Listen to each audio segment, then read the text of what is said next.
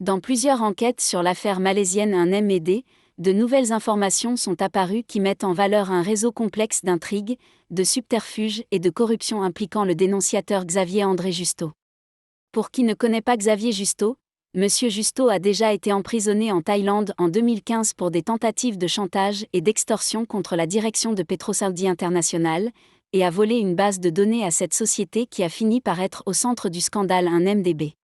Des informations sur l'implication d'un ancien procureur général suisse, qui fait actuellement objet d'une enquête pour corruption politique dans une affaire distincte avec un conflit d'intérêts, et une litanie d'autres acteurs divers plus dignes d'un thriller hollywoodien que de circonstances réelles, résument les nouveaux renseignements disponibles sur le cas de Monsieur Justo après des mois de rapports détaillés. Aller au fond de cette affaire complexe a été difficile.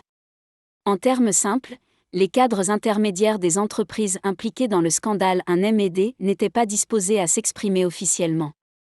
Les cadres supérieurs de ces entreprises ne parlent pas non plus à la presse. Pourtant, la semaine dernière, finalement nous avons réussi à trouver un ancien dirigeant qui est mécontent de PetroSaudi International, la société à laquelle M. Justo a volé les données qu'ont commencé le scandale de Un MDB, ainsi que deux anciens amis de M. Justo, et eux ont fourni des informations sur l'homme au centre du scandale. L'ancien cadre de PetroSaudi International s'est exprimé sous couvert d'anonymat et a également fourni des documents, des copies de SMS et d'autres emails pour étayer ses affirmations selon lesquelles Xavier Justo, loin d'être un noble lanceur d'alerte, est un escroc qui a vécu une vie de luxe et qui a des antécédents de toxicomanie y compris une forte consommation d'alcool et beaucoup de cocaïne. Cet ancien cadre a également fustigé amèrement PetroSaudi International pour avoir permis à M. Justo de gravir les échelons de l'entreprise malgré son style de vie extravagant bien connu.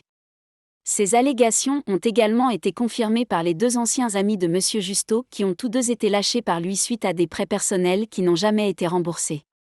En février de cette année, le PDG de PetroSaudi International, Tarek Essam Ahmad Obey, le directeur de l'entreprise Patrick Andrew Mark Mahoney, et l'homme d'affaires Malel Otaek Jo ont tous été inculpés en Malaisie par la Commission malaisienne de lutte contre la corruption, MAC, pour le scandale Un MBD.